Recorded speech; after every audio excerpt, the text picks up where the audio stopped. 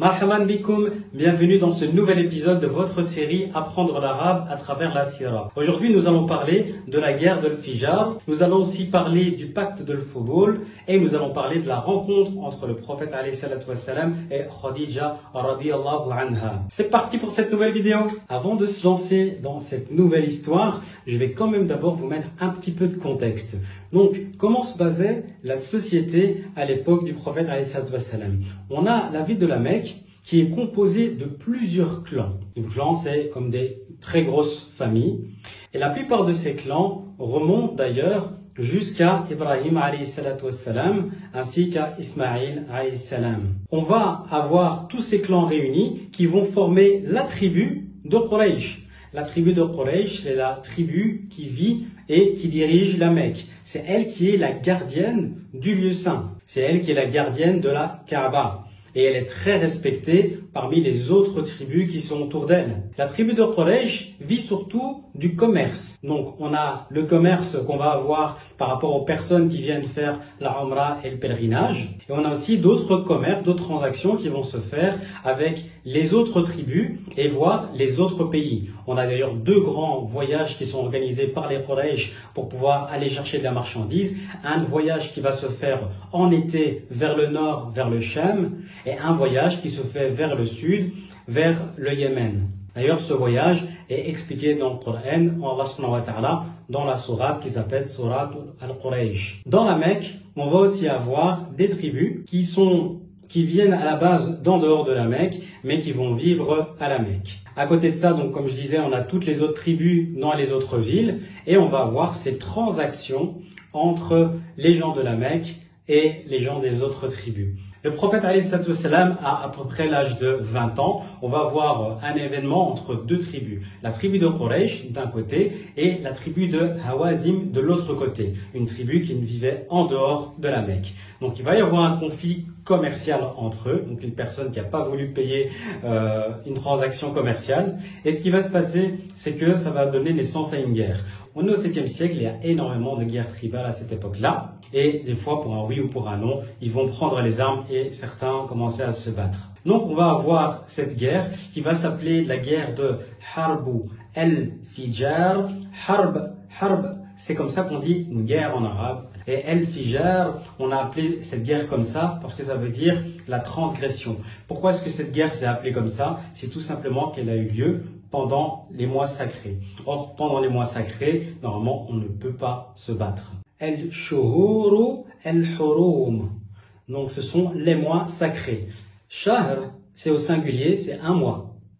Tandis qu'au pluriel, on va dire Shuhur. Et lorsqu'on va parler de l'Haram, donc c'est sacré. Et au pluriel, on va parler de l'Hurum. Dans les mois sacrés, on a Dhul Hijjah, Dhul Qa'da, Muharram et Rajab, qui sont nos 4 mois sacrés, et le mois du Ramadan, lui, est un mois béni. Pendant cette bataille, en fait, la plupart des historiens disent que le prophète alayhi salatu wassalam n'a pas directement combattu dans cette guerre-là. Par contre, on va voir certains qui vont dire il n'a pas participé spécialement à cette guerre-là, pas du tout. Et d'autres qui vont dire qu'il a participé en donnant des flèches à ses oncles qui participaient à cette guerre. Cette bataille va donner naissance à un accord de paix. Cet accord de paix qu'on va appeler le pacte de l'Fudul. En arabe, on va dire Hilf. Hilf, ça veut dire un pacte, un accord. Et on va dire El-Fudul, le pacte de l'Fudul.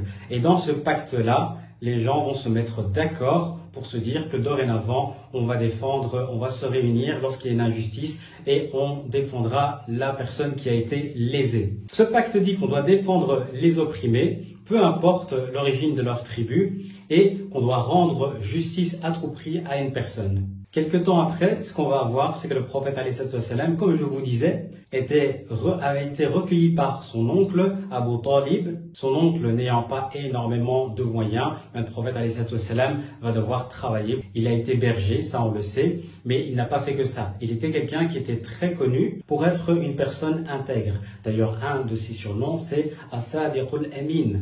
As-Sadiqu, Sadiq, ça veut dire le véridict. Et Al-Amin, c'est quelqu'un qui est sûr. D'ailleurs, sachez que énormément de gens de l'époque du prophète ﷺ, parmi les Qurayshites, vont confier leurs biens lorsqu'ils partent en voyage pendant longtemps au prophète Mohammed ﷺ parce qu'ils savent que c'est quelqu'un de confiance qui va garder les biens qu'on lui a confiés. Lorsque les gens le voyaient, c'est comme ça qu'ils l'appelaient, c'est comme ça qu'ils le nommaient. Et une femme du nom de Khadija bint Khuwaylid qui va engager le prophète ﷺ. Elle était commerçante et va entendre parler évidemment de son honnêteté et elle va l'engager pour pouvoir faire des transactions commerciales au sein de son commerce. Parmi les mots de vocabulaire qu'on a, c'est qu'on a parlé de commerce. Donc le commerce en arabe, on va dire tijara.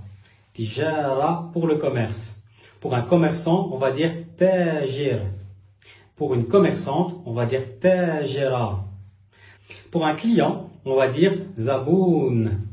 Et pour une cliente, on va dire zabouna. On a parlé aussi de tribus et de clans. Donc, lorsqu'on va parler de tribus, on va dire qabila. Qabila pour parler de tribus.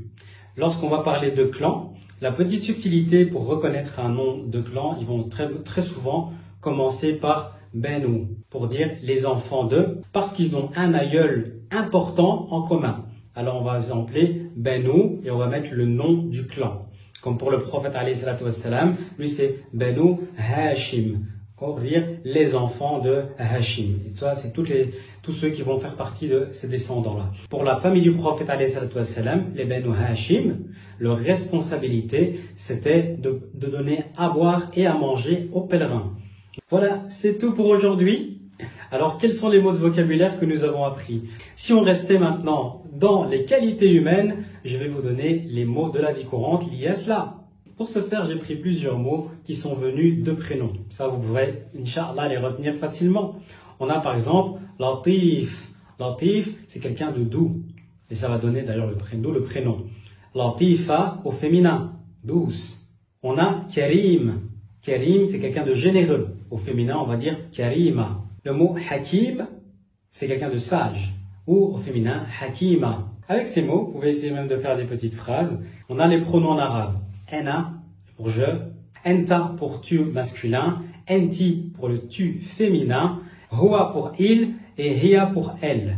Donc maintenant, lorsque vous croisez quelqu'un et que vous voulez lui dire quelque chose de gentil, si vous voulez lui dire, tu es généreux, vous pourrez dire Enta Karim. Lorsque c'est une fille, vous voulez dire Enti Karima. Si maintenant vous voulez parler de vous, vous pouvez dire Ana Latif. Je suis quelqu'un de bienveillant, quelqu'un de doux. Vous pouvez parler d'une personne qui n'est pas présente en disant Huwa Hakim. C'est quelqu'un, il est sage. Ou en parlant d'une fille, on peut aussi dire Hiya Amina. C'est une fille qui est honnête, à qui on peut toujours avoir confiance. À vous maintenant de les utiliser pour pouvoir vous approprier chacun de ces mots et pour pouvoir partager tout le bien que vous pensez aux gens qui sont autour de vous. Voilà, c'est fini pour aujourd'hui. Dans le prochain épisode, nous allons parler du mariage du prophète Mohammed alayhi salatu wassalam avec Khadija bint Khuwaylid radiyallahu anha. Nous allons aussi parler du coup des enfants qu'ils ont eu ensemble. Nous allons aussi parler de la reconstruction de la Kaaba qui était devenue vétuste à l'époque du prophète alayhi salatu wassalam. Ma'as salama.